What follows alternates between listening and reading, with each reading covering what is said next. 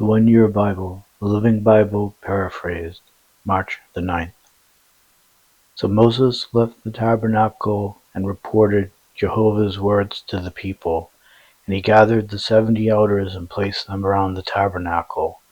And the Lord came down in the cloud and talked with Moses, and the Lord took of the Spirit that was upon Moses and put it upon the 70 elders. And when the Spirit rested upon them, they prophesied for some time. But 2 of the 70, Eldad and Medad, were still in the camp, and when the Spirit rested upon them, they prophesied there. Some young men ran and told Moses what had happened, and Joshua, the son of Nun, one of Moses' personally chosen assistants, protested, "Sir, make them stop." But Moses replied, "Are you jealous for my sake? I only wish that all the Lord's people were prophets, and that the Lord would put his Spirit upon them all." Then Moses returned to the camp with the elders of Israel. The Lord sent a wind that brought quail from the sea, and let them fall into the camp and all around it. As far as one could walk in a day in any direction, there were quail flying 3 or 4 feet above the ground. So the people caught and killed quail all that day and through the night, and all the next day too. The least anyone gathered was 100 bushels. Quail were spread out all around the camp. But as everyone began eating the meat, the anger of the Lord rose up against the people, and he killed large numbers of them with a plague.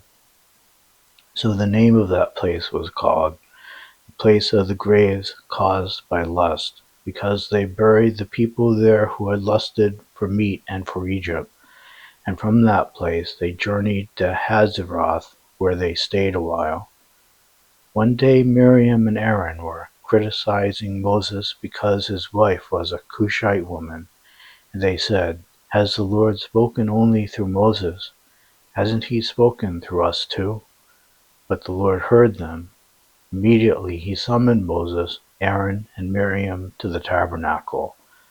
"Come here, you 3, he commanded. So they stood before the Lord. Now Moses was the humblest man on earth. Then the Lord descended in the cloud and stood at the entrance of the tabernacle. "Aaron and Miriam, step forward," he commanded, and they did.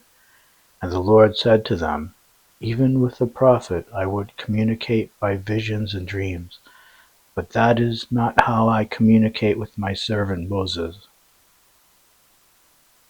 He is completely at home in my house. With him I speak face to face, and he shall see the very form of God. Why, then, were you not afraid to criticize him?" Then the anger of the Lord grew hot against them, and he departed. As the cloud moved from above the tabernacle, Miriam suddenly became white with leprosy. When Aaron saw what had happened, he cried out to Moses, "O sir, do not punish us for this sin. We were fools to do such a thing. Don't let her be as one dead, whose body is half rotted away at birth." And Moses cried out to the Lord, "Heal her, O God, I beg you." And the Lord said to Moses, "If her father had but spit in her face, she would be defiled 7 days. Let her be banished from the camp for 7 days, and after that she can come back again." So Miriam was excluded from the camp for 7 days, and the people waited until she was brought back, and before they traveled again. Afterwards they left Hazeroth and camped in the wilderness of Paran. Jehovah now instructed Moses, "Send spies into the land of Canaan, the land I am giving to Israel. Send 1 leader from each tribe." The Israelis were camped in the wilderness of Paran at the time. So Moses did as the Lord had commanded and sent these 12 tribal leaders.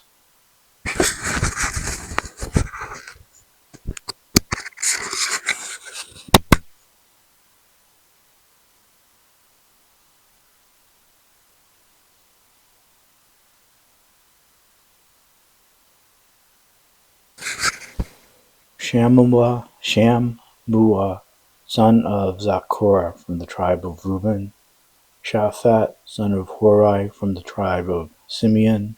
Caleb son of Jephunneh from the tribe of Judah, Igal son of Joseph from the tribe of Issachar, Hosea son of Nun from the half-tribe of Ephraim, Paltai son of Raphu from the tribe of Benjamin, Gadiel son of Sodai from the tribe of Zebulun, Gadai son of Susai from the tribe of Joseph, actually the half-tribe of Manasseh, Amiel son of Gemaliah from the tribe of Dan, She-Hur from the tribe of Michael from the tribe of Asher, Nabai son of Vapsai from the tribe of Naphtali, Jeuel son of Machi from the tribe of Gad. It was at this time that Moses changed Hosea's name to Joshua.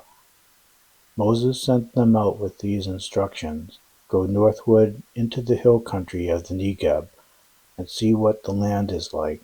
See also what the people are like who live there, whether they are strong or weak, many or few, whether the land is fertile or not, and what cities there are, and whether they are villages or are fortified, whether the land is rich or poor, and whether there are many trees.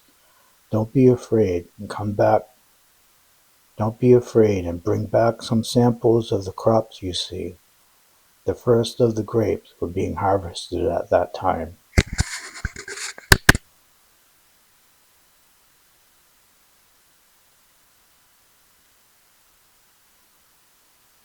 So they spied out the land all the way from the wilderness of Zin to Rehob near Hamath. Going northward, they passed first through the Negeb and arrived at Hebron. There they saw the Ahimanites, Shishites, and Talmites, all families descended from Anak. By the way, Hebron was very ancient, having been founded 7 years before Tanis in Egypt. Then they came to what is now known as the family of Eshcol, where they cut down a single cluster of grapes, so large that it took 2 of them to carry it on a pole between them. He also took some samples of the pomegranates and figs. The Israelis named the valley Eshcol at that time, meaning cluster, because of the cluster of grapes they found. After 40 days of exploration, they returned from their tour. They made their report to Moses, Aaron, and all the people of Israel in the wilderness of Paran at Kadesh, and they showed the fruit they had brought with them. This was their report: We arrived in the land you sent us to see, and it is indeed a magnificent country, a land flowing with milk and honey. Here is some fruit we have brought as proof. But the people living there are powerful, and their cities are fortified and very large. And what's more, we saw Anakim, giants there. The Amalekites live in the south, while in the hill country there are the Hittites, Jebusites, and Amorites. Down along the coast of the Mediterranean Sea and in the Jordan Valley, in the Jordan River Valley, are the Canaanites. But Caleb reassured the people as they stood before Moses. Let us go up at once and possess it, he said, for we are well able to conquer it. Not against people as strong as they are, the other spies said. They would crush us.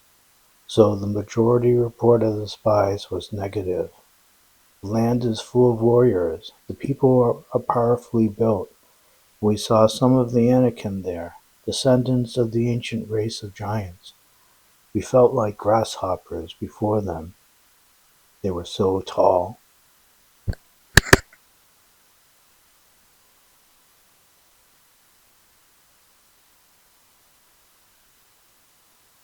The Gospel of Mark, chapter 14, verses 22 through 52. As they were eating, Jesus took bread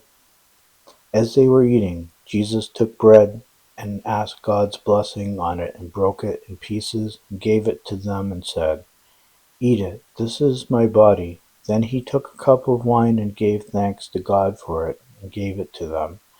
They all drank from it. And he said to them, This is my blood poured out for many, sealing the new agreement between God and man. I solemnly declare that I shall never again taste wine until the day I drink a different kind in the kingdom of God." Then they sang a hymn and went out to the Mount of Olives. "All of you will desert me," Jesus told them, "for God has declared through the prophets, 'I will kill the shepherd, and the sheep will scatter.' But after I am raised to life again, I will go to Galilee and meet you there." Peter said to him, "I will never desert you, no matter what the others do." "Peter," Jesus said, "before the cock crows a second time tomorrow morning, you will deny me 3 times." "No," Peter exploded, "not even if I have to die with you, I will never deny you." And all the others vowed the same. And now they came to an olive grove called the Garden of Gethsemane, and he instructed his disciples, "Sit here while I go and pray." He took Peter, James, and John with him and began to be filled with horror and deepest distress.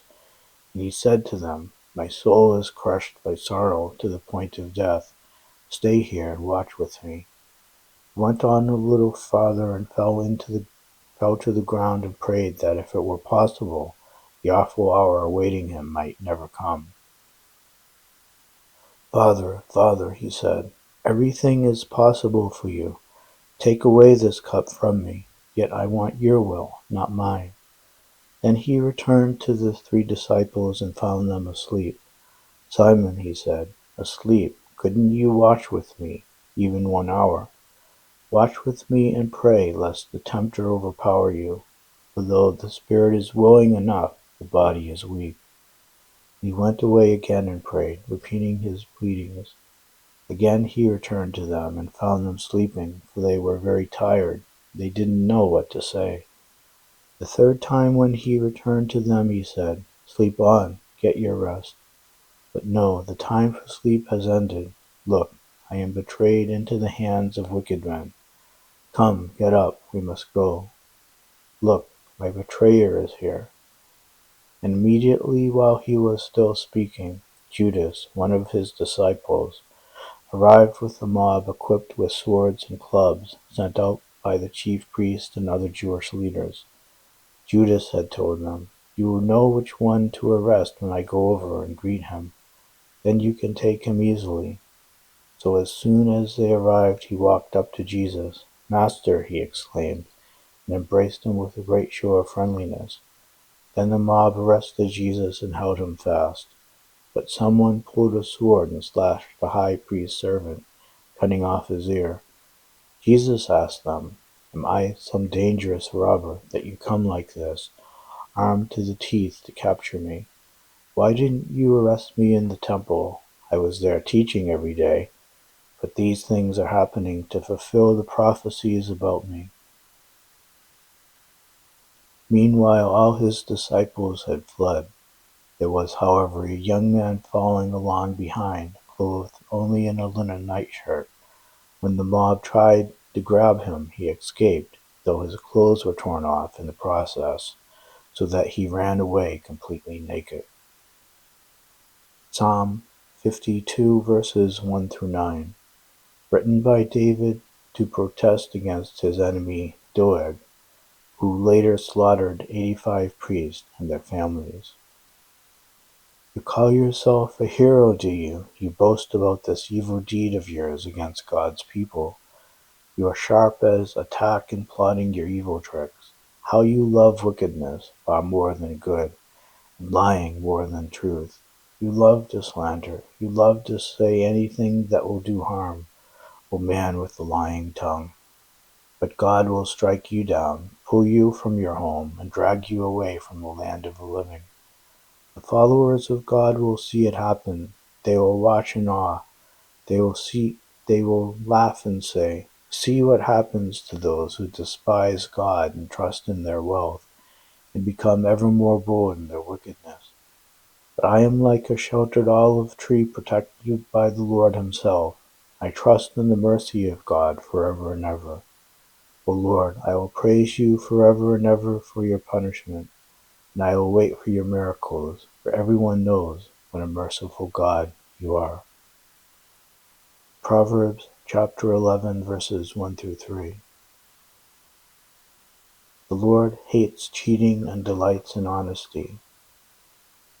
Proud men end in shame, but the meek become wise. A good man is guided by his honesty. The evil man is destroyed by his dishonesty.